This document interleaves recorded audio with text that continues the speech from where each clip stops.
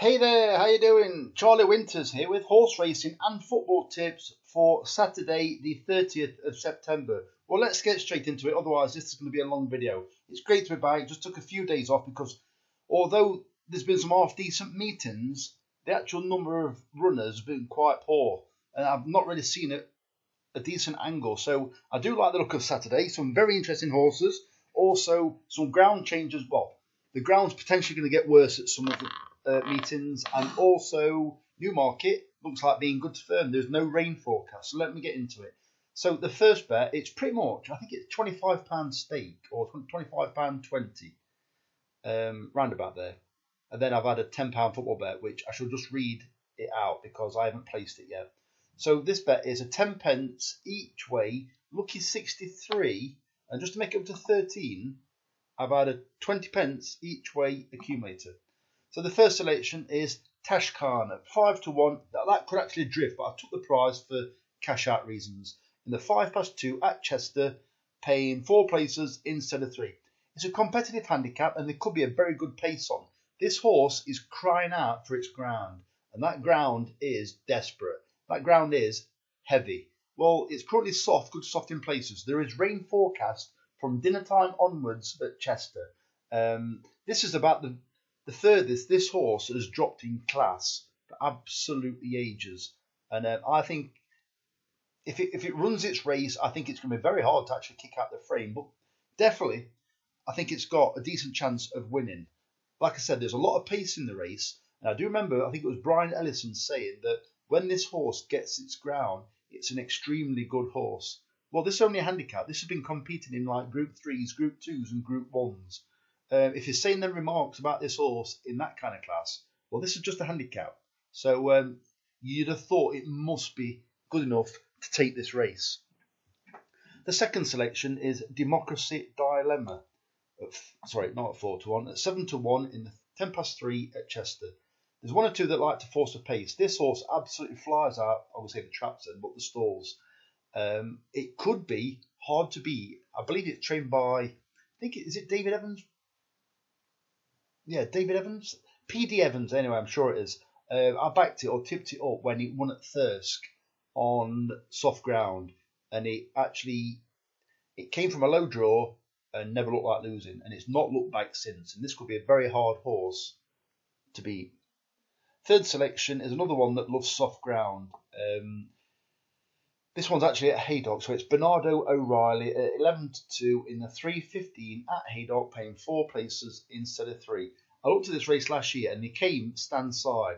This horse is drawn high, that's the ideal draw. To be honest, you never quite know about Haydock until the day or until the previous race where they're going to go with the ground. Many times they've gone straight down the middle. Other times when it's desperate, they've come near side. This horse has drawn 9, so it could potentially come near side if it wants to. It wants a fast pace and slow ground, and I think it's going to get that tomorrow. Fourth selection is Tafsir at 6 to 1 in the 3:45 at Chester. Jim Goldie's brought this, and it's nearly 4 hours drive from his stables in East Renfrewshire. Yeah, I wish I'd never even Googled that. East Renfrewshire to Chester. 3 hours 57. Probably going to take even longer in a horse box, so you're talking maybe 5 hours. It's got every chance on form, and I think it's got a great chance, and definitely going to be hard to kick out the places. The fifth selection is Red Mirage, first time blinkers at 10 to 1 in the 20+4 at Chester, paying 4 places instead of 3. I believe it's trained by John Quinn. It's got a decent chance. I'm not sure. I think it's got 2 in the race, but I do like the look of this one. Being drawn low, it's got to get out, and that's its style of racing. I think it could be hard to beat if it does. It likes this ground as well. And finally, in this bet, Brunch at 20 to 1 in the 4:25 at Haydock, paying 4 places instead of 3. I think they've been crying out for this kind of ground. It's going to be slow ground at Haydock, never really put in the race. And I looked at the draw. I believe it was drawn 13 of 15 last time at Doncaster. Low numbers dominated. There was a high number come second, but after that, it was like, I'm talking store numbers now, that from the winner downwards. So it like 1, 11, then it was like 6, 7, 5, 4. And then all of a sudden, towards the end, you got Brunch that never got involved. It was a seasonal reappearance, or definitely a reappearance after a long break, and never put in the race. And I think it's drawn okay. I think it's drawn 8 tomorrow, and it's one of those that really wants the ground, whereas some others might not. And I've included it. I believe I included it again in the second bet. And in the second bet, I've gone for monster prices, and I do really like the look of them. And my nap of the day is in the Cambridgeshire, and it's easily a double figure price. So let's get into it. Right, 10 pence each way. You look at 63. Potential returns, 250,000. I think the first 3 horses probably pay that out. So let's get into it. So it's another 10 pence each way, lucky 63. I'm not sure if I've had an accumulate for this one. Nope, nothing. 10 pence each way, lucky 63. Persian Dreamer, 14 to 1, 225 at Newmarket, 4 places in 73. This is right behind the Principals on form. Comes from a leading owner, the Ammo Racing Limited. Plenty of prize money up for stake. And I think 14 to 1 is far too big, where this horse just needs to find that little bit more improvement to get a place. If a couple of the others, like the Principals, don't run to form, there's a good chance it could win the race. But I definitely think it's got a decent chance of getting a place. The second selection is pretty similar. Elite Status, 18 to 1, 3 o'clock at Newmarket. This is only paying the first 3. That's the problem. I would have liked paying the first 4, but it doesn't. So this horse was touted onto big things. It was winning its races very easily early on. It went through a bit of a quiet spell, but I do believe that this horse returns to its very best, or it carries on improving. It's got a good chance of sneaking a place. As I said about the previous horse, if the Principals don't run to form, it's got every chance of shaking up a bit. Third selection is my nap of the day, and I'm going to show you a little bit of footage, and this is why. It ran in the race last year. It was ridiculous what happened at the start, and I'm not backing it purely down to that, because I didn't actually watch the race, and when I didn't even realise it was that badly away. I like the look of the fact it's William Jarvis. I do believe it's very well handicapped. I think it's been livened up a bit by doing really well over hurdles at the beginning of the year. I think that was partly to try and protect its handicap mark. It loves fast ground, or it's absolutely fine on fast ground, and after last year's antics, you need to watch this, because I'm going to show you now. So,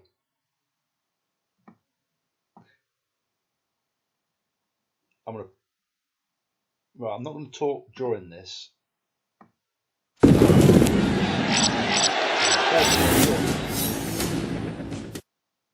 The third. Right, I've paused it now. The horse comes out. Can't quite see the numbers. So I think that is 29.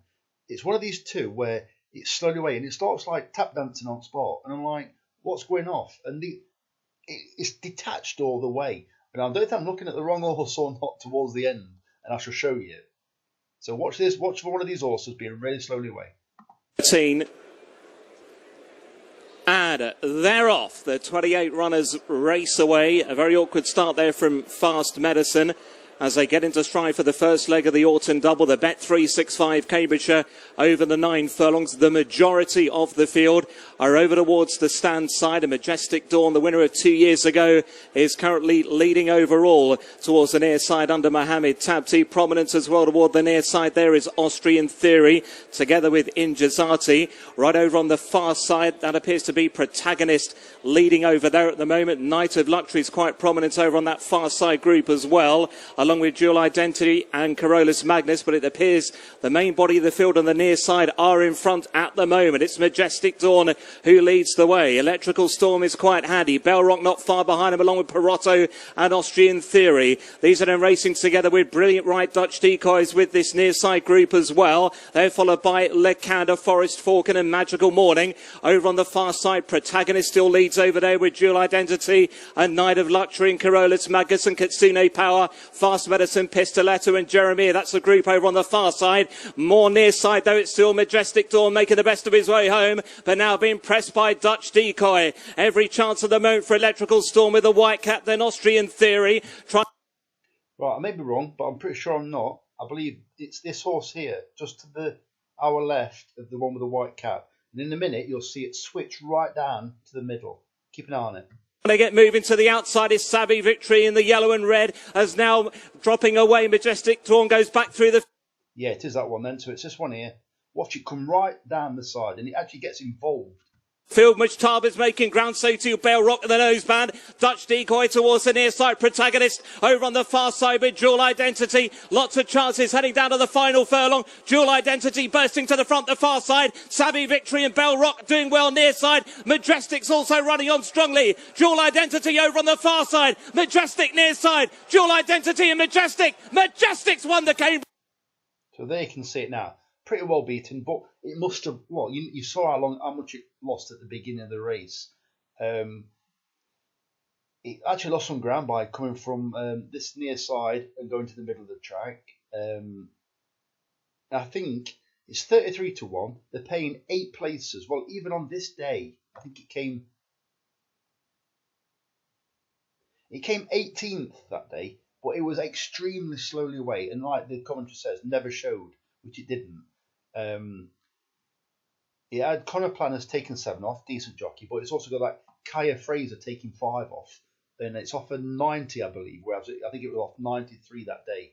So pretty much the same terms. I really like the look of it, and I do believe that hurdling has really freshened it up. So that's R Cube at 33-1 in the Cambridgeshire in the 340 at Newmarket, paying 8 places instead of 4. The 4th selection is King of Tonga in the 420 at Chester, paying 4 places instead of 3. Right, this horse, I believe, 2 runs ago, I tipped it when I was tipping those horses where they won the race last year. Well, it had no chance pretty much, because I even said in the video it was drawn 13 of 13, but I was sticking by what I was saying by backing horses that won the race last year. It was never put in the race. I think it travelled out wide quite a bit, and you could see that they knew it had never really got a chance, so they didn't go crazy with it, but it wasn't beaten miles. And then next time out, it ran at Southall, and it broke, and it was kept to the inner, and it didn't get a clear run, and it was basically, I personally think it was a run round. King of Tonga, it's got a better draw than last time it ran at Chester, but not a fantastic draw. But 40-1 is too big for this horse. And that's all I'm saying. I think it could sneak a place. It loves Chester as well. I've had Brunch again. So Brunch at 20-1 in the 425 at Haydock, paying 4 places instead of 3. And then this horse, whether it runs well on Saturday, I don't know. But I'll tell you a bit about it in a minute. In fact, I'm going to show you the form very briefly.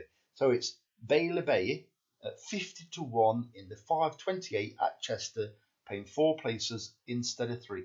Have a quick read of this. This is not the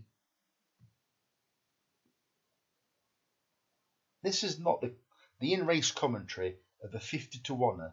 I believe it was also over course and distance. I'm making a right mess of this page now.